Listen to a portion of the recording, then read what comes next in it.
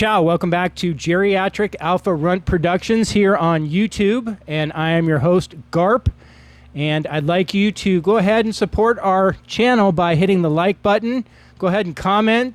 Feel free to share this and even subscribe. We've finally passed through 1,000 subscribers, which was our goal, so now we're getting some opportunity to monetize. We're doing things with a young man who's helping me to chop these things up and get on Instagram and TikTok and some of the other places where I don't have a presence.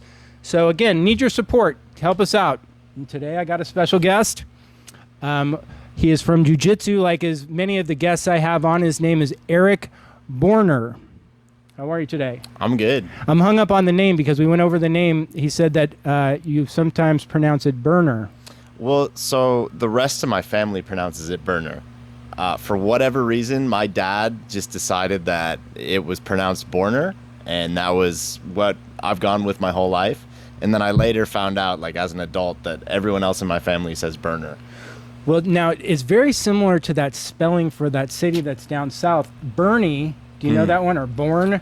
No, yeah, no. So it's like your familiar. name. It's called Bourne, but people pronounce it Bernie, and it's kind of spelled like your name. And it's one of those weird things. Like, are you familiar with Manshaka, or they call it Manshak, but it's spelled Manshaka? I've heard the controversy of that. You know, these Texans here have got a lot of funny ways that they pronounce and do certain things. But anyway, we won't go too far off on subject on that. We are going to talk about jiu-jitsu in this first section. As always, what I'm going to do is split this up into 15 to 30 minute intervals. That way, if you're not interested in listening to a section, you can just fast forward and on to the next one. So the obvious first question is that you've been a brown belt, I've noticed. I'd like to just hear about your jiu-jitsu journey. When did it start? How long have you been involved? Yeah, so I actually started martial arts when I was 7 years old. I did Chinese Kempo at a school in Minnesota from when I was 7 until when I was 18. And I was with him, and I got a black belt in Chinese Kempo first. Wow. And then I went off to school in Montana, graduated from Montana State. But my first week I was there, I was like, oh, there's this jiu-jitsu club, like Brazilian jiu-jitsu club. I'll join it. And I showed up thinking like, oh, I'm a black belt in Chinese Kempo. I know what's going on. And then I just got my ass kicked like badly. And it kind of like sparked I should keep going and learn how to do this. So that was in 2016. So it's been 9.5 years almost that I've been training this art, Brazilian Jiu-Jitsu. Awesome. So can you tell me a little bit about what Kempo is? I mean, I really don't know much about it. It's one of the harder styles of martial arts. In terms of like the striking, it's all very like rigid and the forms. We did a lot of katas and a lot of forms. It wasn't so much. And granted, I was in more of a kids program, so it wasn't like full on striking. Right. Or anything. And there was also a blend. We did Chinese Kempo, Filipino Kali, and then Japanese Jiu-Jitsu, which is then the Brazilians took it over and made it, infused their greatness into it. But so it was just a lot of katas and a lot of like striking. So I know the only thing about Kempo that I could ever say would be that Chuck Liddell has it like tattooed on his arm, right? Do you know that or no? I didn't know that. Okay, no. You know Chuck Liddell. He's an older guy. Yeah. So, sometimes I take for granted that people know the older guys, but he's got a Kempo tattoo, and obviously, like in his heyday, he was an incredible striker, right? Yeah, for sure. So now here we are. We're off to college, and we've got our reality check in jiu-jitsu. And you're how old in 2016? I was 18. Okay. And you then spent how many years at white belt? Oh, I spent 3 years at white belt. So I didn't get a blue belt. I got 3 years at white belt. So it was 2019 before I got a blue belt. And it was great. I mean, it was like a natural progression where I was there 2 or 3 days a week in the beginning. And then pretty soon you're there 6 or 7 days a week. And then you're starting to like just be there multiple times a day. And then I was like the assistant manager of the academy and like starting to take on some roles there. And so it was just kind of a natural progression. And it wasn't just Brazilian Jiu-Jitsu, it was an MMA school. So we had like a legitimate program through Pedro Sauer and Flavio Bering. and we had a couple of different influences on that part. But I was also like, one of the head instructors was like, you're also going to strike. You're also going to learn kickboxing.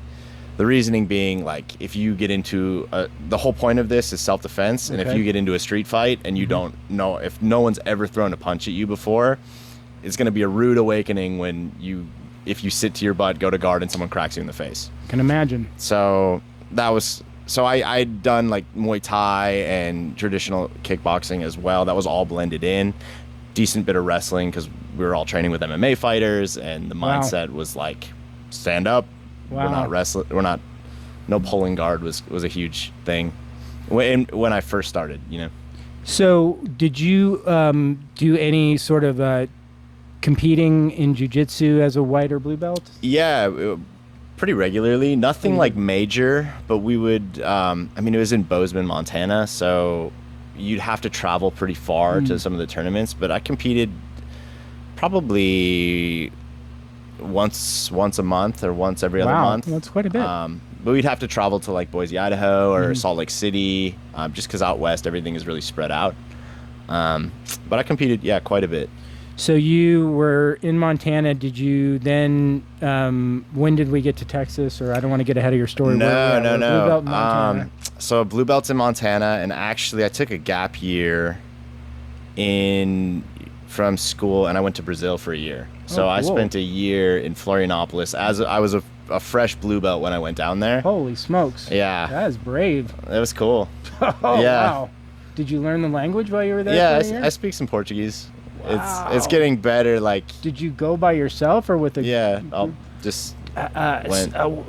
Wow! God, tell me more about that. So, how did you decide you're going to go, and then where did you go first? Like, you had to have planned out a little bit, right? So I was doing a semester abroad, is what it started as. So I found a program that would allow me to take some business classes at a university. Okay. Cool. In Florianopolis. That makes it a little bit less scary thinking that you had a school component involved in it. That was I thought you were I'm going to Brazil to learn jiu-jitsu. Well, that's what I did, you know. Okay, that was cool. I said I was going to classes, but really I just super cool, did man. jiu-jitsu. That's following that's what you're supposed to do in college. Yeah, was actually follow your dream a little bit. How was that? So then where were you in Brazil again? I'm sorry. So Florianopolis. Okay. It's in the south. Wow. Was it safe? Yeah, well, for Brazil, Florianopolis is more of a safe place, but again, it's Brazil, so you still have to watch out, you know. And I mean, it seems like it's just us two here talking, but I mean, people will watch us. But I'm really interested in, honestly, were people nice to you as an American, or were they did you feel some prejudice at all, or I mean? I didn't really feel prejudice. In the beginning, the language barrier was definitely a thing, but everybody was very hospitable. Okay. Also, I was hanging out with jiu-jitsu people, so that was kind of the people that made sure I was taken care of, and kind of went out of their way to make sure I was good, you know. And we did a lot of things like family is one of the things in Six Blades, and that was really an aspect of Brazilian culture as well. In that community of jiu-jitsu, everybody really took care of each other, you know. So the entire time that you were in Brazil, you were wearing a blue belt? Yep. Wow. Yeah. Okay. And then did you get any exposure to Shanji or those guys then, or? No, not at all. You had heard of him maybe, or? Was on your radar? At that point, I'd watched YouTube videos of his highlight matches, and you knew who he was. Right. There's not that many, so he's one of them, though. Usually we all know of. Yeah. Yeah, I was Shanji and Lovato, and sure. There's not that many. There's 10 of them, right? Yeah, for sure. So when you came back to the States, you're how old? Roughly? I was 22. Okay, and so are we still finishing school and we're going back to jiu-jitsu? Yeah, I still had a year left in my finance degree. I left Brazil because of COVID. I was over there for the March of 2020. Cool. I had plans to stay, just move to Brazil. Oh, that wow. was what I wanted to do and finish my degree. But with the start of COVID, it was okay, it's probably better if I go back to the States. I still had a year left in a finance degree, so sure. That's what I was I might as well finish this out. And then I graduated, from university, and then that summer, this was the summer of 21, I got my purple belt. So I'd like trained the whole time, continued training. You were awarded that in I was Minnesota? in Montana. Or in Montana? Yeah. Okay. And so by this time, we've spent a total of like how many years you think in the game, roughly? 9.5. Okay. Yeah. Okay, cool. And then how did we get to Texas? How did that come to pass? Man, so I graduated from school and I was working like accounts payable at a construction company. And I just kind of decided, like, my boss and I were, every day I would talk to him about how I wanted to live in my truck and like travel. And he just looked at me one day and said, like, kid, why don't you go do that? You talk about it every day. If you want to get an accounts payable job, you have the rest of your life to do that. So true. It's not very acceptable to do it past a certain age. And I was 23 at the time. So he was like... I would say the same thing, man. So that's what I did. I just like... Only time you could ever do it is when you're like 23. Yeah, no responsibilities. Right.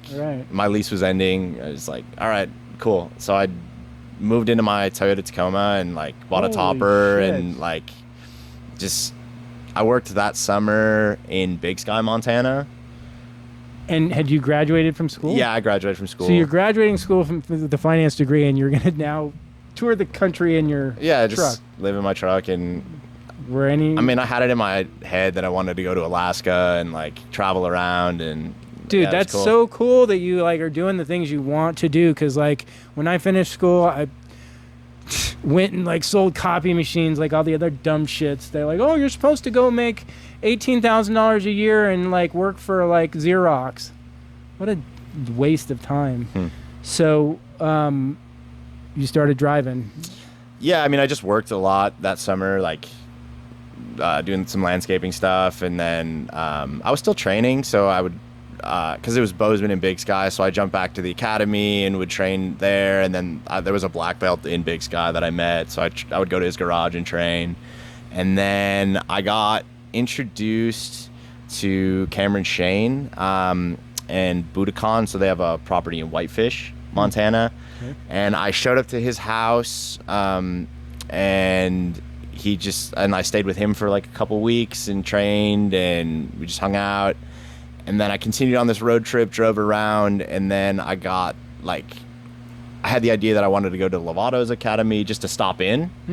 Because I was in that area, passing through Oklahoma. Okay, let's go hang out with Lovato. And then one of his black belts offered me the chance to stay and like work for him and just train.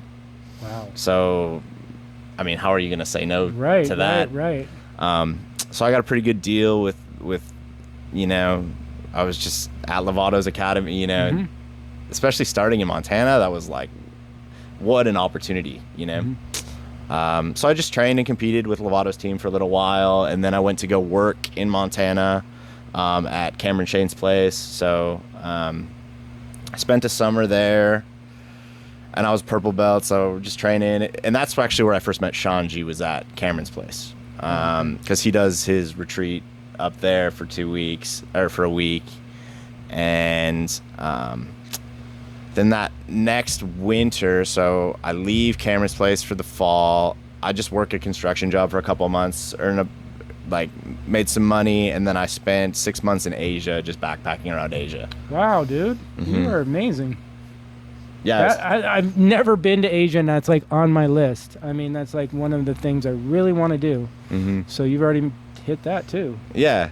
I don't want to take us totally out of base, but like, where in Asia did we go? Yeah, I spent a couple months in Thailand traveling around, and then Shanji has a black belt in Bali, so I went and trained. I was going to say, were you doing some training? Yeah, for sure. Wow. I trained a lot, and then I spent some time like not training as well. Just I got an opportunity, met some people, and they were going through Laos, so I got to spend time like with native tribes in Laos, where it's like. I mean, it was just cool, you know? Like, at that point, I realized, like, I don't actually want to be, like, a professional in jiu-jitsu. Obviously, it's a big part of my life, but I don't want to have to make money through jiu-jitsu competitions. And so I just kind of realized that, like, I want to involve other things with who I am and, like, what I want to be. So I just, like, took experiences in and gathered it up, and then, yeah, it was really cool. So I just spent time, traveling with the backpack, and cool things would come my way. And it was like, yeah, let's go spend time like in a remote city in Cambodia where they ride horse, like where they take you around with like carts and they don't even have roads or anything. Did you find yourself ever in scary predicaments? I mean, because that like travel like that's kind of scary not really stuff. in Asia. Okay. Yeah, not so much in Asia. I mean, there's a degree of common sense that you need to have. I don't really like to drink. Like I don't go party a lot. So, I was hanging out with a lot of martial artists. So that's kind of like the people that I was surrounding myself with. So. And that can go one of two ways, because either you got the guys who are living the healthy lifestyle because they want to really be good at their craft, and then you got the guys who are alpha athletes who also drink like alpha athletes. You know what I mean? It's like definitely, I mean, that's like been a big part of my show, is that I don't know if you know this about me, but I've been sober for 25 years, and like alcohol and cocaine is a big part of my life until I was 30 years old. Now I'm 55. So, I mean, mind you, there's a lot of time in there. But when someone like yourself says that you make the choice to not really drink so much and like make those good, I mean, it just shows me already like what type of person I'm dealing with. I've done a lot of traveling, and now we're going off on a tangent, and I'll try and reel it back in. But these are the conversations I like to have, because they just go places and you have fun with it. But yeah, sure. Like I've been traveling when I was younger, and dude, being a drunk ass and not really like acting like a drunk ass American in places where you get in trouble because you're acting like a drunk ass American, and you're in Italy or you're in places where they don't want to like deal with your shit, and you get yourself in trouble. And I mean, it's just like I'm always amazed when I see younger guys like you who make good decisions without having to learn the hard lessons. Yeah, I mean, you'd hear stories of like people going in. There's a road in Phuket. It's called Bangla Road, and like you hear stories of people getting robbed or mugged all the time. But it's like it's some guy that's strung out at 4 a.m, and then he stumbles into the last bar, and like he doesn't even know what his name is. Right. That's right. where you get into problems. You know? Of course, and you'd probably have a problem in the United States if you're for sure. doing that shit. Like some people say nothing good happens after midnight or whatever, and it's like it's so true. And the more that you get older, how old are you now, by the way? 27. Okay, and yeah, I mean, gosh, you're not young, but you're definitely like you're not even 30. So I like to phrase it like I'm not a baby anymore. Yeah, but I'm young. Like you really are, because you're not even 30 yet, and I am guessing you don't have children. No. And I mean, these things are very maturing. So yeah, you've got a lot of good things ahead. But I mean, it's so good to hear that you're on the right track already. So.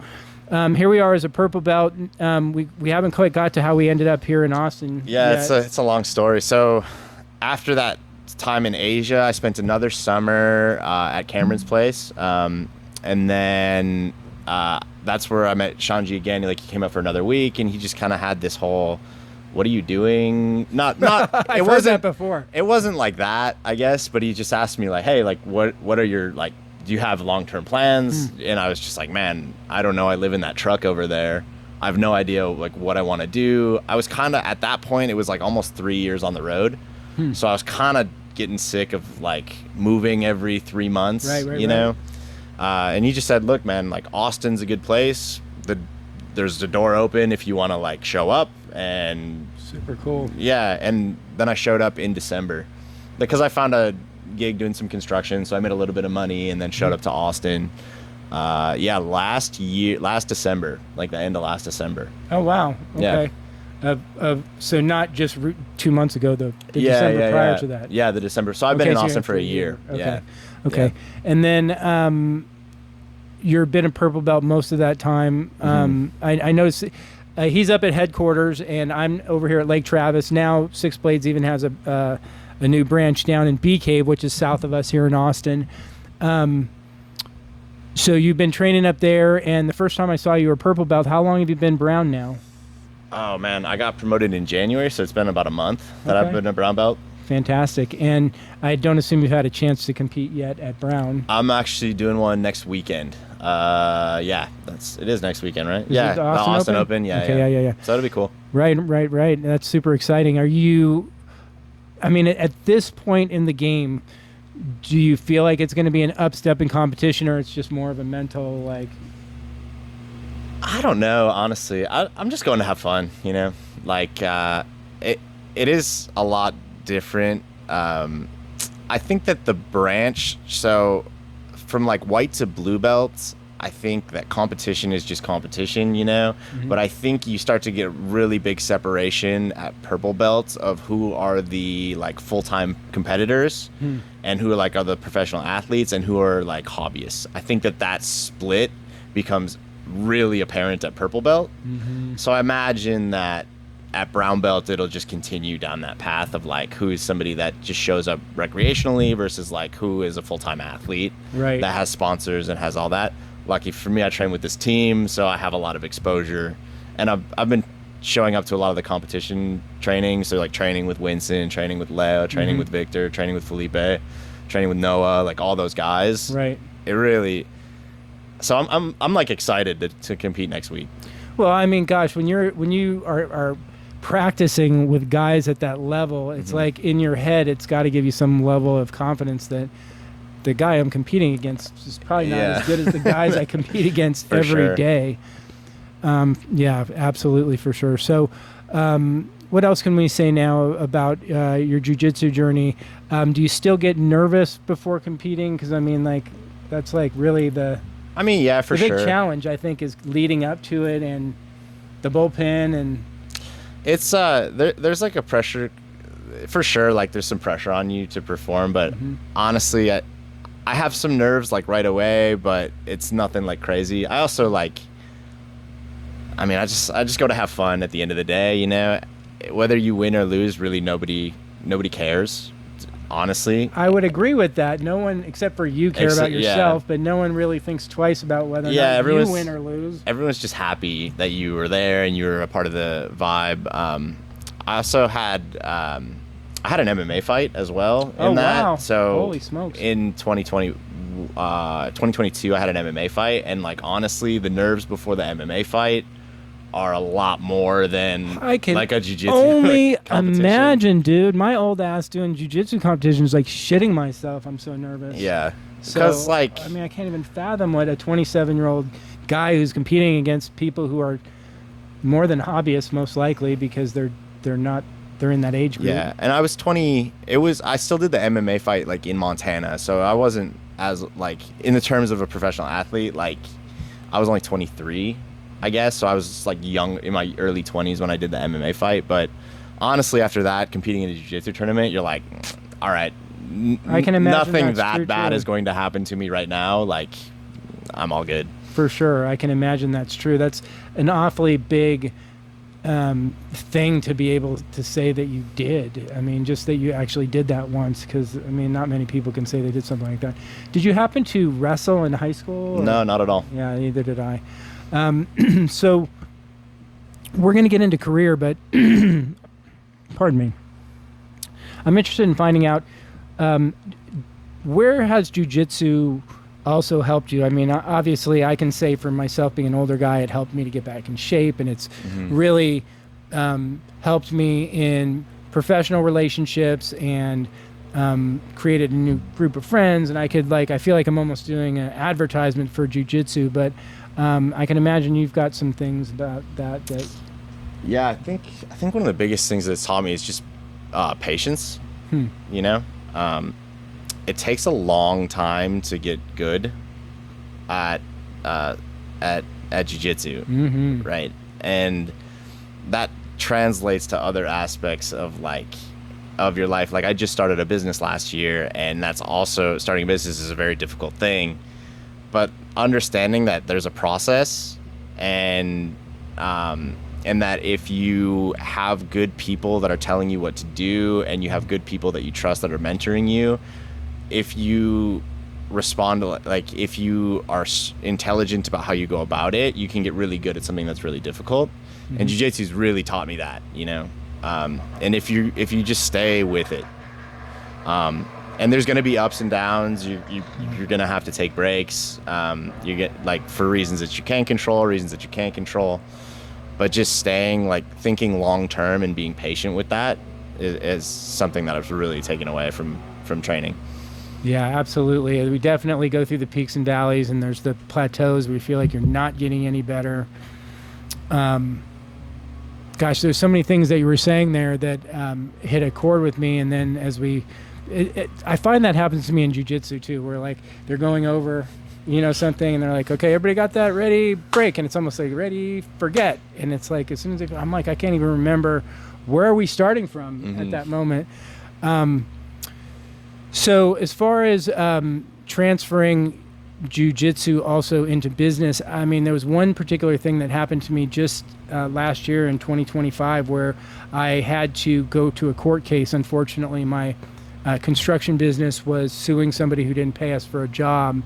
And it was very contentious, and it was a 2.5 year build up to finally getting to the court date where like we were going to get something done. And I called Steve even to like talk to him because I felt those same nerves. I was sweating and I was so anxious, and I was like,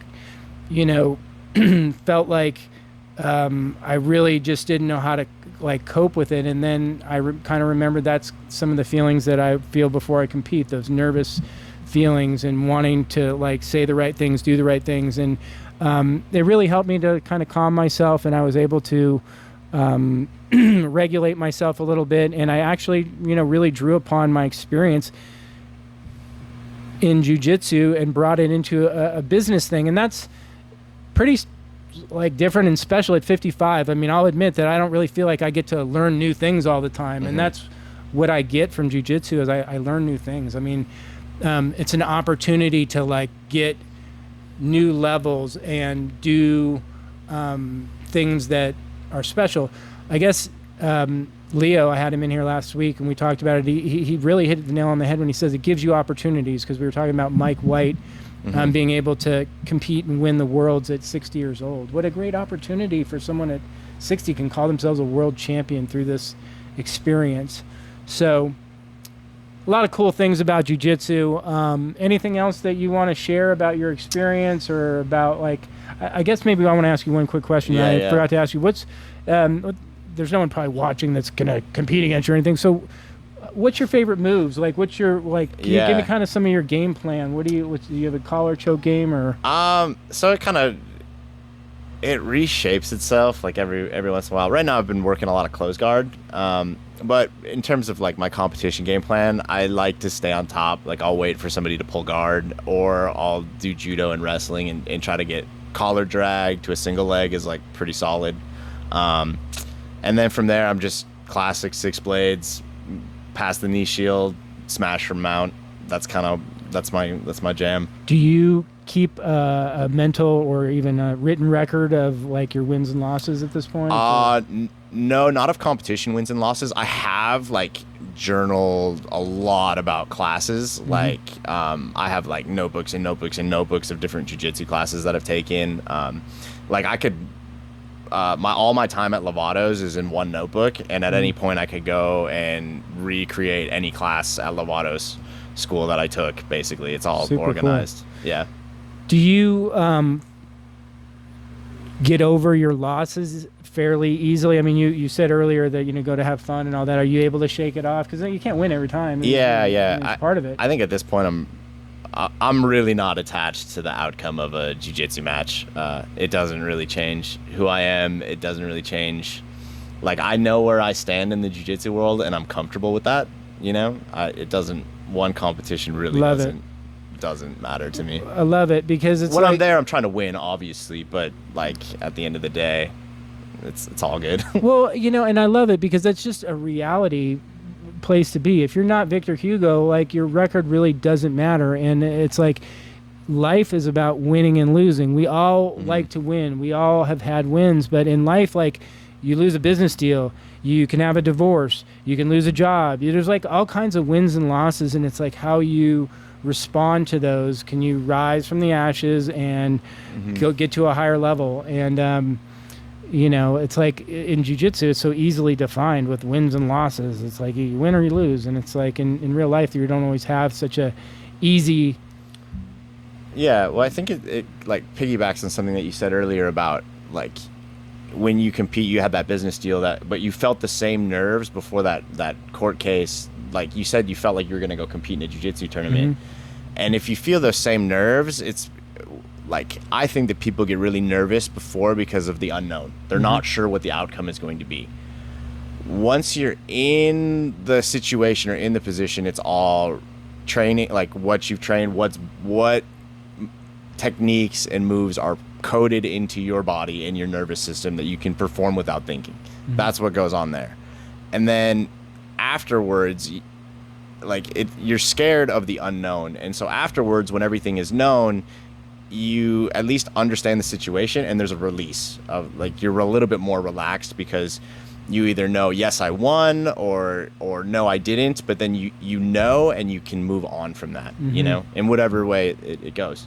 Right. Whether you work on your 2-on-1 arm drags or you're like, yeah, I got a sick collar choke, you know, like, you're able to move on from that. Right. And it's really overcoming that fear, because, like, once it's over and the adrenaline dump is there, it's such a good feeling. But boy, the fear prior to it is pretty intense sometimes. Yeah.